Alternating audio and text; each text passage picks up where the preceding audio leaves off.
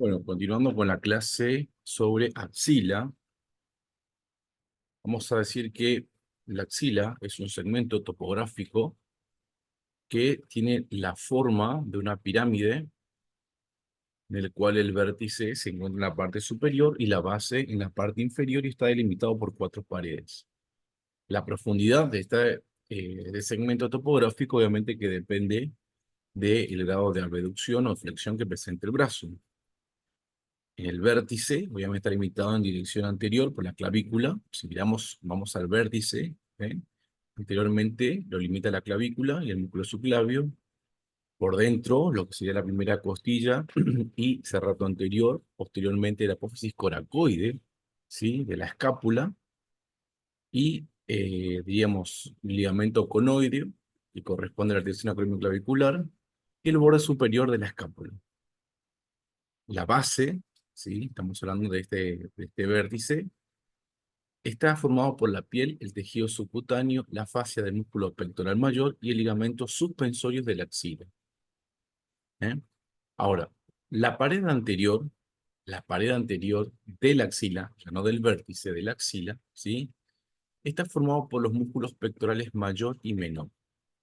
La pared medial por el serrato anterior, la pared lateral obviamente por el coracobraquial y la cabeza corta del bíceps, y la pared posterior, ¿sí? Por lo que es el músculo subescapular, ¿sí? Dorsal ancho y redondo mayor. Entonces, eso tenemos que diferenciar lo que es la delimitación de la fosa axilar, o sea, cómo está formada la fosa axilar. ¿Cuáles son los músculos, cuáles son los huesos que delimitan, ¿sí? Anterior, posterior, lateral y medialmente la fosa axilar? Y después que sabemos, ¿sí? Lo que es el continente, cómo está delimitado, vamos a ir al contenido, ¿sí? Que involucra obviamente vasos y nervios, como obviamente la arteria axilar, la vena axilar y el plexo braquial. Ahora bien, ¿sí? Vemos acá, arteria axilar, vena axilar, vemos medialmente al serrato anterior, ¿sí? Póstero lateralmente al subescapular, lo que es obviamente el húmero, ¿sí? Y anteriormente, obviamente, a la región pectoral, ¿eh? Si lo miramos de una parte perfil, nuevamente tenemos acá el contenido, plexo braquial, arteria y vena axilar, con obviamente rodeado de tejido adiposo, por delante los pectorales, por detrás obviamente los músculos periescapulares, ¿eh? Que corresponde obviamente a la delimitación, ¿eh? O continente de la escápula, y lo otro corresponde obviamente al contenido. Lo que uno se le va a pedir es que usted pueda o que ustedes sepan delimitar. Obviamente que para eso tenemos que empezar a describir, ¿sí? El componente de la cintura escapular, la parte ósea, ¿sí? Es decir, la parte de la clavícula, ¿sí? Se encuentra siempre por delante y superiormente, la escápula por detrás, que se encuentra superiormente y posterior, lo que corresponde obviamente a las costillas, ¿sí? Que algo hablamos, medialmente, y obviamente el húmero lateralmente. Bueno, la clavícula es un hueso largo. Recordemos que siempre que hablamos de hueso largo, vamos a preguntar por qué. Está situado obviamente en el tórax, en la parte superior, con forma de S, y presenta dos caras, una superior, otra inferior, dos bordes, anterior y posterior, y dos epífisis, o extremos, uno que es lateral, el acromial, y otro que es medial, el external. Entonces acá vemos lo que es la cara superior, que tiene que ser lisa, la cara inferior, que tiene un poco más de rugosidades, ¿sí? Que generalmente esta cara, obviamente, en su cara inferior va a presentar, ¿sí? Rugosidades propias del canal o surco del subclavio, entonces ahí está justamente dicho músculo, ¿sí? En el extremo acromial va a tener inserciones propias de ligamentos acromioclaviculares, conoide y trapezoide, y medialmente, obviamente, los ligamentos de la articulación externocostal, ¿sí? En el cual teníamos ahí los ligamentos externoclaviculares. Superiormente, si bien es, digamos, más liso, fíjense que va a presentar ciertas inserciones del deltoide, ¿sí? Del trapecio. Recordemos que para tener en cuenta la posición anatómica, ¿sí? De este hueso, el extremo más aplanado se dirige lateralmente, ¿sí? La concavidad de ese hueso mira la concavidad, ¿sí? Mira de ese extremo, mira hacia adelante, ¿sí? Y el surco que presenta este hueso se dirige hacia abajo. ¿Qué pasa con la escápula? Bueno, la escápula es un hueso plano, ¿sí? Situado también en el tórax, pero en la parte posterior y superior. Va a presentar caras, una anterior, otra posterior. Va a presentar bordes, superior, lateral y medial. Y los ángulos, lateral, medial e inferior. Lo más importante es destacar, obviamente, la escápula, la parte anterior, la fosa subescapular, donde va a tomar inserción el músculo subescapular. La parte posterior vamos a tener, obviamente, la espina y su prolongación, que es la escápula, dividiendo en dos compartimentos, un compartimento superior, supraespinoso, un compartimento inferior, infraespinoso. Y de los ángulos, lo más destacado, obviamente, es el ángulo lateral, que presenta una superficie articular, que es la cavidad glenoidea. Antes de llegar a la cavidad glenoidea, presenta una elevación, que es la apófisis coracoide, que esa superficie articular, apófisis coracoide, no es una superficie articular. Entonces vamos a mirar un poquito acá. Tenemos la cara anterior, la cara posterior, ¿sí? Y esto que está acá, que es el borde lateral con la cavidad glenoide, propiamente dicha. Entonces, cara anterior, cara posterior, borde lateral, ¿sí? La cara anterior, como dijimos, tomaba inserción el músculo subescapular. Toda esta zona es el músculo subescapular. En la parte medial, ¿sí?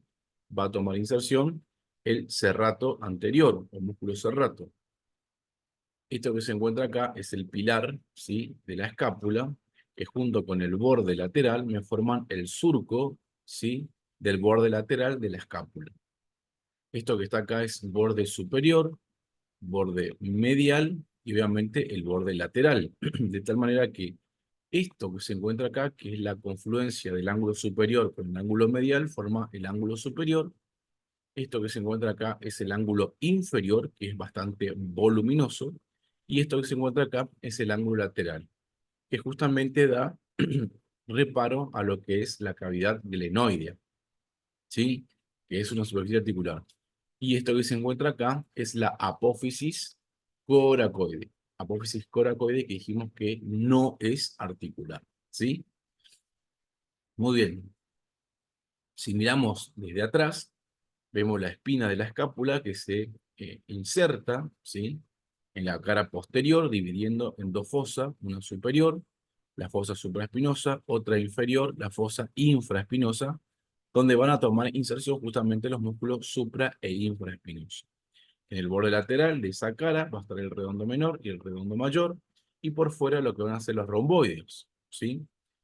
Esta espina, ¿sí? Va a tener una cara anterior que está obviamente inserta en la cara posterior, una cara posterior que tiene un borde superior, un borde inferior, que va a dar inserción a los músculos deltoide y trapecio, y que se va desdoblando en esto que se encuentra acá, que es obviamente el acromión. El acromión, como vemos acá, claramente es una superficie ósea, ¿sí? Que presenta una superficie articular justamente para articularse con la clavícula. ¿Ah? O sea, que acá yo tengo una superficie articular con el húmero, y posteriormente y superiormente en el acromión tengo la inserción, la superficie articular, para articularse con el extremo acromial de la clavícula. Tenemos la escotadura escapular, ¿sí? Que va a estar cerrada por un ligamento propio de la escápula, que va a dar paso justamente a una rama del plexo braquial, que es el supraescapular, ¿sí? El nervio supraescapular. Muy bien, como vemos, ¿sí? En la escápula, el borde más grueso tiene que se encuentra hacia abajo, la cara más cóncava, ¿sí? Hacia adelante, y el ángulo que termina en una superficie articular mirando hacia afuera. ¿Qué pasa con el húmero? El húmero, obviamente, que es un hueso largo, es el único esqueleto del brazo, presenta un cuerpo y dos epífisis. Bueno, el cuerpo, obviamente, presenta tres caras: una cara anterolateral, una cara anteromedial y una cara posterior, o sea, como un prismático triangular. Obviamente que va a presentar un borde anterior, un borde medial y un borde lateral, claramente, ¿no? Bien, ¿qué podemos destacar de esa, diríamos, de la diáfisis? Bueno, en su cara anterolateral se encuentra la tuberosidad deltoide. Su cara anterolateral presenta la tuberosidad deltoide que se forma, ¿sí? Una rugosidad en la cara anterolateral que va a unirse con el borde anterior, formándome una B deltoidea, donde va a donde va a insertarse justamente el músculo deltoide. Posteriormente, ¿sí? En lo que es el cuerpo, ¿sí? En la parte posterior, va a presentar una rugosidad, ¿sí? O una especie de canal que va a dar paso justamente al nervio radial y a vasos humerales. ¿Mm? Eso como para destacar de la diáfisis del cuerpo, diríamos de las características del cuerpo. Si nosotros miramos la, la epífisis superior, vamos a tener obviamente la cabeza del húmero, el tubérculo mayor y menor, y si miramos la epífisis inferior, vamos a tener superficies articulares y superficies no articulares. Estas superficies son articulares, la tróclea del húmero capítulo y del surco capítulo troclear. El epicóndilo medial y lateral son superficies no articulares que van a dar inserciones musculares. Bien, como dijimos anteriormente, esta es la cara anterior, ¿sí? Recordemos que tiene tres caras, anterolateral, anteromedial y posterior. Esto que se encuentra acá ya sería el borde anterior y acá estaríamos la rugosidad de la B deltoidea, ¿sí? Posteriormente tenemos este canal excavado que va a dar paso justamente al nervio radial, ¿sí? ¿Qué pasa superiormente? Dijimos que tenemos ahí el tubérculo menor, ¿sí? Otro quin, el tubérculo mayor, otro quíter, y esto que se encuentra acá, que es la cabeza en semiesfera, que es justamente articular con, ¿cómo se dice? Con la escápula, la articulación escápulo-humeral. Acá tenemos lo que es el cuello quirúrgico, ¿sí? Que coincide prácticamente con la metáfisis, y esto que se encuentra acá, que es el cuello anatómico, que me separa lo que es la cabeza articular del complejo tubérculo menor y tubérculo mayor. Como ustedes pueden ver, entre el tubérculo menor y el tubérculo mayor existe obviamente una superficie que separa, un canal que separa a ambos tubérculos, y eso se denomina surco intertubercular. Surco intertubercular, que a su vez ese surco intertubercular prolonga, ¿sí? Sus labios o canales, que son los canales infra, ¿sí? Troquiteriano y infratroquiteriano, ¿eh? O del tubérculo menor, o labio del tubérculo menor, o labio del tubérculo mayor, ¿sí? Es importante porque por ese surco, obviamente, que va a pasar la cabeza larga, ¿sí? Del bíceps, y en la parte inferior va a tomar inserción justamente el músculo dorsal ancho. ¿Ah? Razón por la cual, insisto, es un músculo fundamental, su inserción. Como podríamos nombrar, el dorsal ancho va a tener acción sobre el húmero. Bueno, el tubérculo menor, por supuesto, va a presentar inserciones del subescapular y de los ligamentos glenohumerales. El tubérculo mayor, vamos a decir, va a presentar, diríamos, tres inserciones. Por arriba el supraespinoso, en el medio el infraespinoso y por detrás lo que va a ser el redondo menor, ¿sí? Van a insertarse en el tubérculo mayor o troquíter del húmero. Si miramos los labios, nosotros decimos que tenemos dos labios, uno medial, ¿sí? Que es subtubercular menor y subtubercular mayor.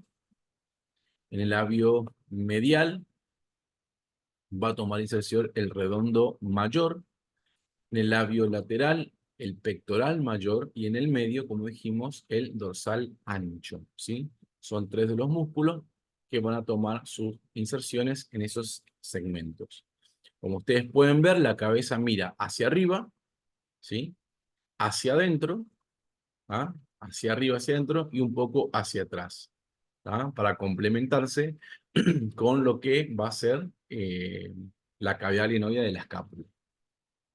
Si miramos inferiormente, ¿sí? Vamos un poquito a mirar ahí abajo, tenemos una serie de superficies, vamos a mirar ahí, ¿eh? No la terminé de acercar del todo. una serie de superficies en la cual tenemos, ¿sí? Lo que sería la tróclea humeral, el capítulo humeral y esta ranura que es el surco capítulo troclear. Entonces, tróclea humeral, capítulo humeral y el surco, ¿sí? Capítulo troclear, ¿sí? Tenemos los orificios, ¿sí? La fosa supratroclear y posteriormente la fosa coronoidea, ¿eh? Que reciben, vamos a decir, eh, de alguna manera, a lo que va a ser la escotadura mayor del cúbito, ¿sí? O el olecranon posteriormente y la apófisis coronoidea anteriormente. Esta tróclea va a ser articular justamente con el cúbito, con la escotadura mayor o con la escotadura troclear del cúbito. Y esto que se encuentra acá, que es el capítulo, va a ser articular con el radio, ¿sí? Este capítulo va a ser articular con el radio. El epicóndilo, ¿sí? Nosotros tenemos esto que está acá, como está por encima, ¿sí? De los cóndilos, vamos, epicóndilo, ¿sí? Lateral, epicóndilo medial. Son superficies no articulares que obviamente van a dar inserciones ligamentarias y musculares. ¿Eh? Muy bien, que obviamente que son importantes, ¿no? Bueno, fíjense que en el epicóndilo medial, esto es pregunta de examen, en músculo, en huesos, en el final y siempre. En el epicóndilo medial se insertan los músculos epicondilios mediales, denominado obviamente pronador redondo, flexor radial del carpo, palmar largo, flexor cubital del carpo, ¿sí? Flexor cubital. Estos cuatro músculos, ¿sí? ¿Ven? Estos cuatro músculos toman inserción en el epicóndilo medial, ¿sí? Esto no lo vamos a leer, o mejor dicho, vamos a decir, vamos a hacer algunas excepciones. ¿Tá? Entonces, epicóndilo medial, pronador redondo, flexor radial del carpo, palmar largo, flexor cubital del carpo. Estos cuatro músculos son músculos que toman inserción por un tendón común en el epicóndilo medial. Voy un poquito por allá. En el epicóndilo lateral, se insertan por un tendón común el extensor radial corto del carpo, extensor de los dedos, extensor del meñique y extensor cubital del carpo. Se repito, en el epicóndilo lateral, por un tendón común, ¿sí? Se insertan, ¿sí? Estos músculos. ¿Ah? Entonces, cuando a ustedes se les solicite cuáles son los músculos epicondilios laterales, ustedes van a decir extensor lateral corto, ¿sí? Extensor de los dedos, del meñique y extensor cubital del carpo. Son los músculos que se insertan por un tendón común. Fuera de ese tendón común, pero también se inserta en el epicóndilo lateral, está el supinador, ¿sí? Y el anconio. Y también, obviamente, ¿sí? Parte de lo que es el flexor superficial de los dedos, que va a formar un arco.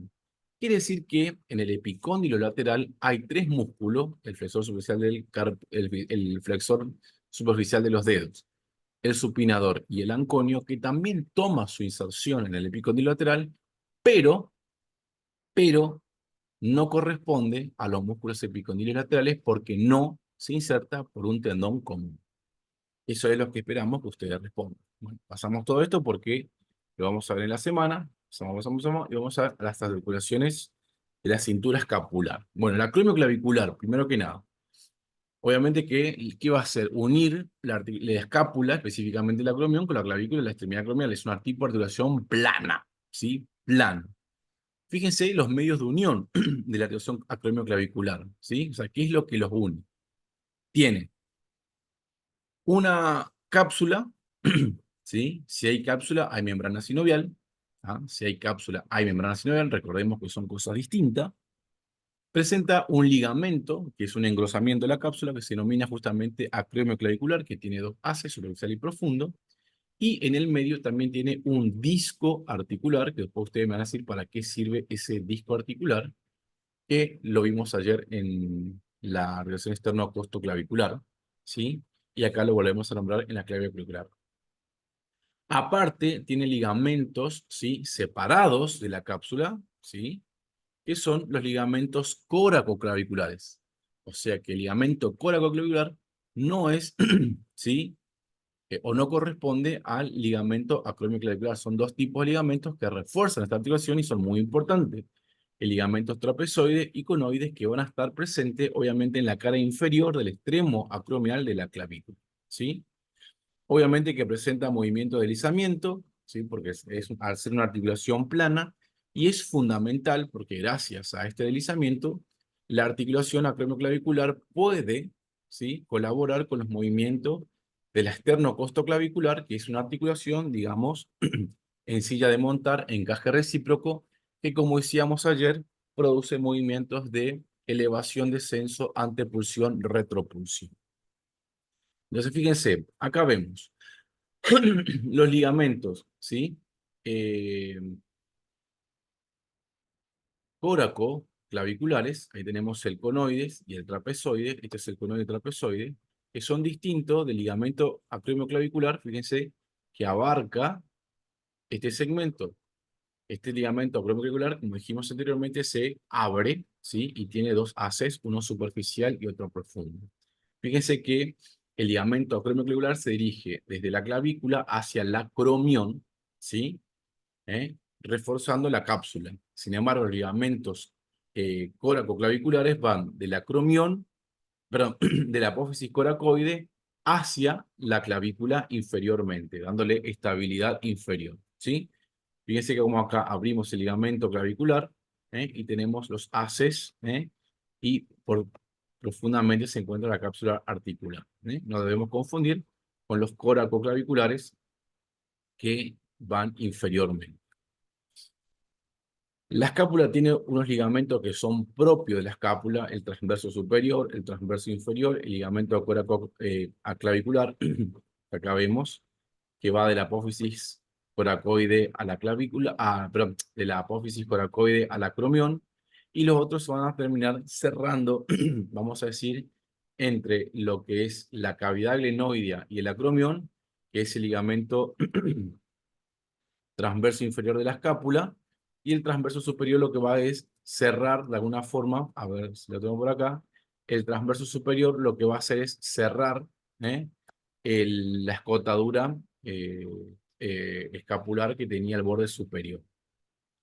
¿Qué pasa con esta articulación? La glenohumeral, ¿sí? Es una articulación de tipo esferoidea, es decir, que presentaba tres ejes en los tres planos de movimiento, y el conjunto de esos movimientos se denomina circunducción.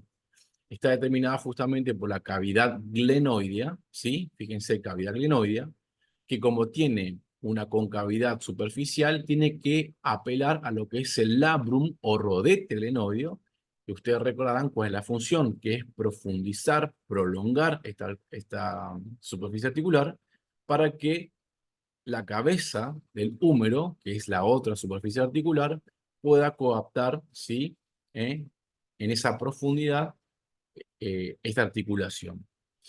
Tiene, por supuesto, cápsula. Sabemos que si hay cápsula hay membrana sinovial, que son dos cosas distintas, con funciones distintas.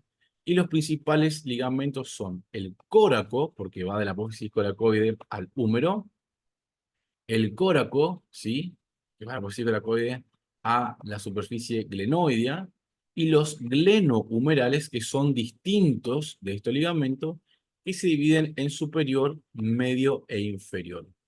Claramente, en esta articulación juega un rol preponderante los músculos periarticulares. No es que sean parte directa de la articulación, sino son los músculos activos que sostienen, ¿sí?, la suspensión de esta articulación. Es decir, si yo sacase los músculos del manguito rotador, el complejo ligamentario, coracoglenoideo y glenohumeral, no podría sostenerme, ¿sí? No podría sostenerme, claramente, a la escápula con respecto al húmero. Entonces, los músculos periarticulares del manguito rotador lo que hacen es fortalecer de tal manera que coaptan, activamente a esta articulación.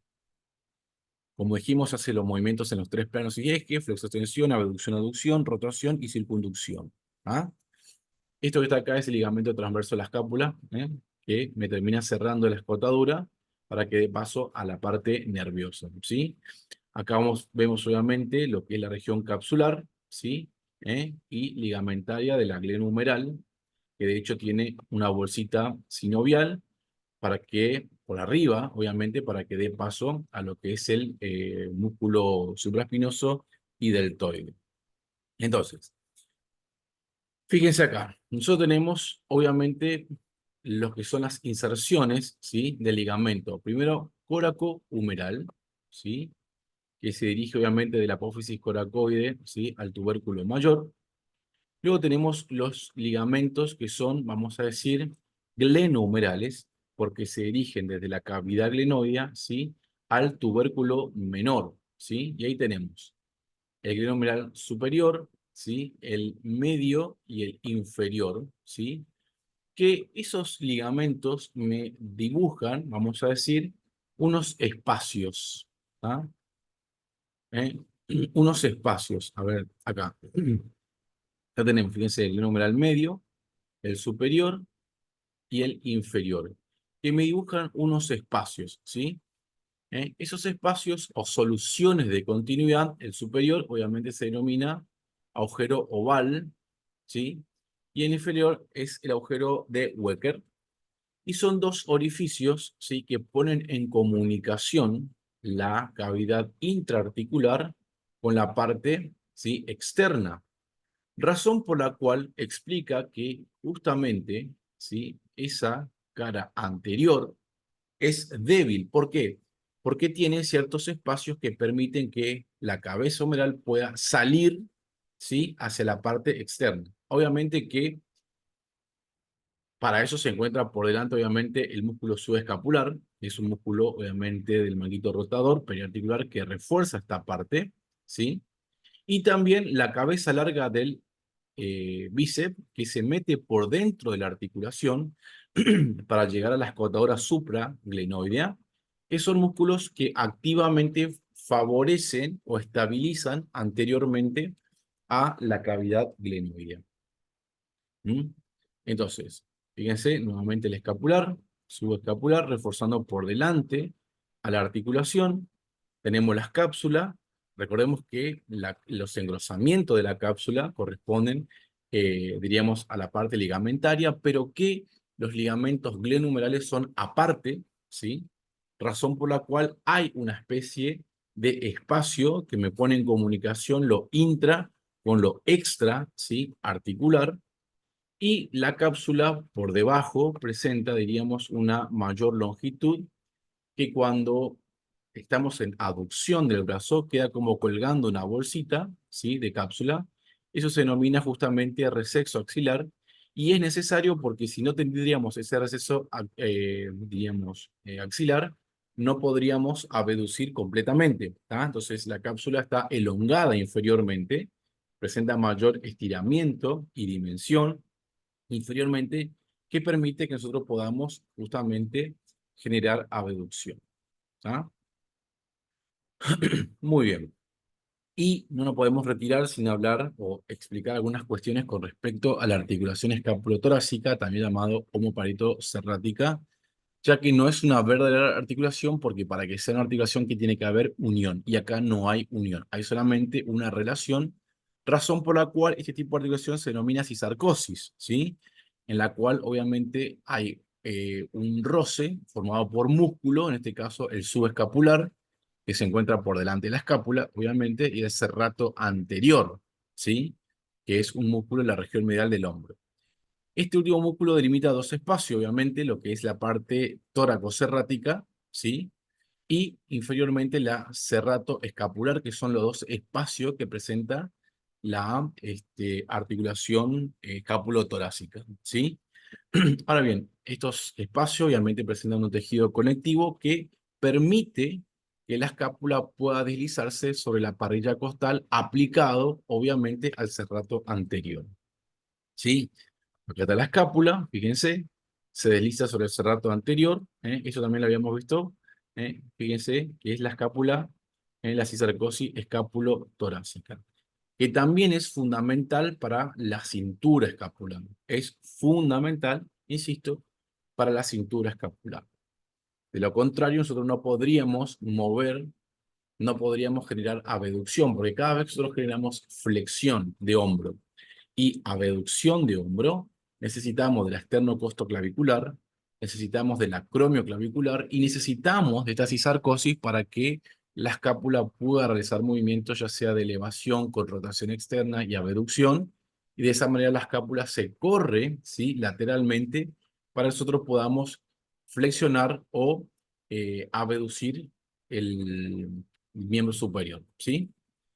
Bueno, vamos un poquito, a ver, acá está, fíjense, cuando yo separo el brazo, fíjense cómo la escápula rota lateralmente y se eleva.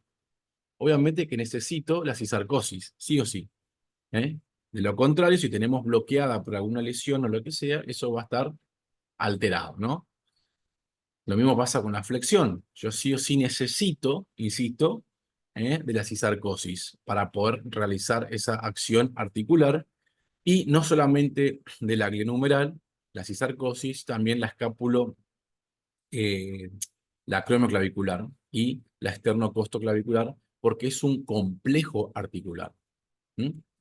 Muy bien, todo lo pasamos y vamos a hablar levemente de lo que son los músculos del hombro, que lo podemos dividir en 4 grupos: un grupo anterior, un grupo posterior, un grupo lateral y un grupo medial. El grupo anterior está formado, fíjense, por 2 planos, uno superficial y uno profundo. El plano profundo se encuentra el subclavio y el pectoral menor, y el plano superficial por el pectoral mayor. Estamos hablando de la región anterior del hombro, ¿sí? Entonces acá tenemos el músculo subclavio que va de la primera costilla a la cara inferior, al surco del subclavio de la clavícula. Es un músculo, diría que toma su punto fijo en la clavícula y eleva la costilla, lo cual es un músculo inspirador. Lo que vamos a observar acá justamente es la inserción, ¿sí?, del pectoral menor, que se dirige de las costillas, ¿sí?, hacia la apófisis coracoide, ¿sí? Y es un músculo también, cuando toma su inserción fija en la apófisis coracoide, eleva la costilla, es un músculo inspirador, y cuando toma su punto fijo en la costilla, lleva el hombro hacia adelante. Eso es un antepulsor de hombro. El pectoral mayor, fíjense, va la región esternal y costal, ¿sí? Se va a dirigir, como dijimos anteriormente, al húmero, ¿sí?, a lo que era el labio lateral, que prolongaba justamente el tubérculo mayor. Y este músculo tiene 3 componentes. Es un flexor de hombro, es un aductor de hombro, o sea, aproxima el hombro, y es un rotador interno de hombro. Entonces, el pectoral mayor aduce, flexiona y rota internamente el hombro. Por eso nosotros cuando trabajamos pectoral mayor, ¿qué hacemos? ¿Sí? Aducimos, ¿sí? Es decir, aproximamos el cuerpo. ¿Ah? Flexionamos el hombro. ¿Ah? Eh, en ese momento, obviamente, que estamos trabajando, fíjense, pectoral mayor predominantemente. Los músculos de la región posterior del hombro está formado obviamente por el subescapular, suprainfraespinoso, redondo mayor y menor y dorsal ancho. Subescapular, que como dijimos anteriormente, se encuentra por delante de la escápula, ¿sí? Por delante de la escápula. Y si miramos posteriormente, vamos a tener al supraespinoso por arriba, al infraespinoso, ¿sí?, por debajo, al redondo menor superiormente, que como dijimos, ese redondo menor va a dirigirse hacia lo que es el tubérculo mayor en su carilla posterior, y el redondo mayor que se va a dirigir hacia adelante, ¿sí? Hacia adelante a lo que sería el labio medial, ¿sí? El labio medial de la prolongación del tubérculo menor, ¿sí? Muy bien. Y por último, el dorsal ancho, que va a ir al trasfondo de ese surco intertubercular. Muy bien. A ver, bueno, estos músculos obviamente corresponden, junto con el subescapular, a los músculos periarticulares que decíamos anteriormente, que terminan coaptando la articulación, que termina de alguna manera generando mayor coaptabilidad en la articulación. Un poquito de agua.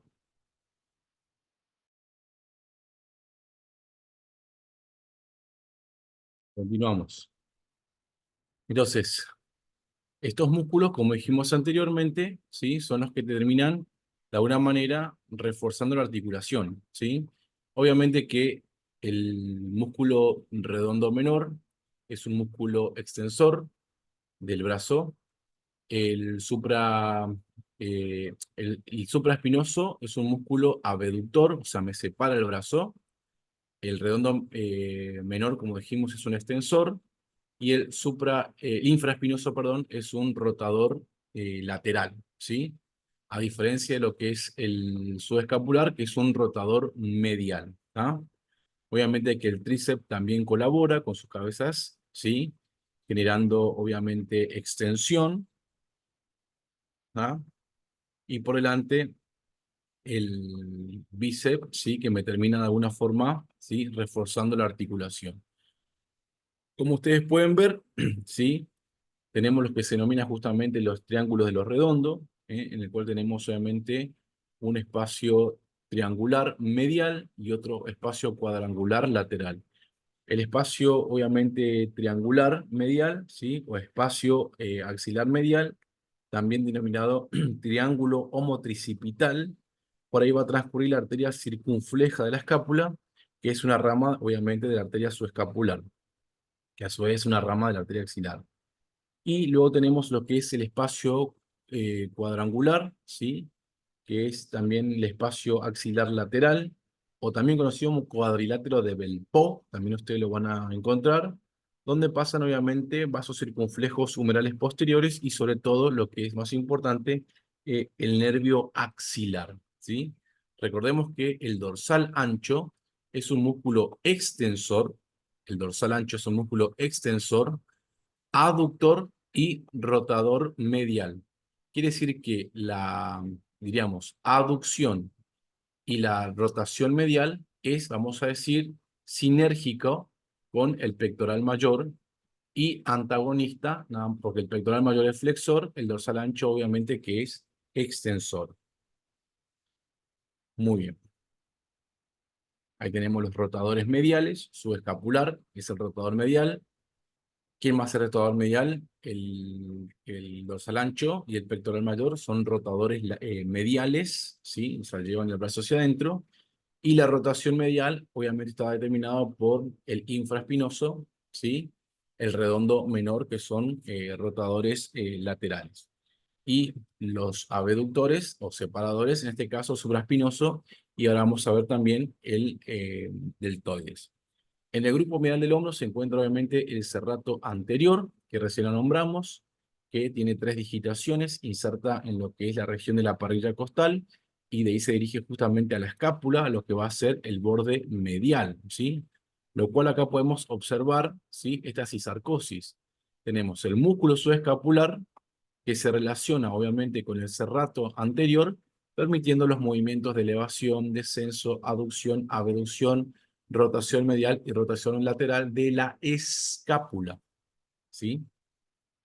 Si nosotros queremos ver la acción del serrato anterior, lo que tenemos que hacer es tratar de llevar el muñón del hombro hacia adelante y vamos a ver cómo la escápula se dirige lateralmente. El deltoides, ¿sí? Corresponde a la región lateral, ¿sí? Del hombro, ¿sí? Fíjense que va de la región acromial y espinal de la escápula y de la clavícula, ¿sí? Se dirige obviamente a la tuberosidad deltoide que se encontraba en la cara anterolateral del húmero. Es el músculo agonista de la abducción del hombro, abducción, o sea que me separa el hombro, ¿sí? Fíjense, nos separa el hombro, junto con el supraespinoso, que es su sinergista, es decir, ayuda en la separación de hombro. Muy bien. Y hasta acá llegamos con el complejo articular del hombro. Muchas gracias.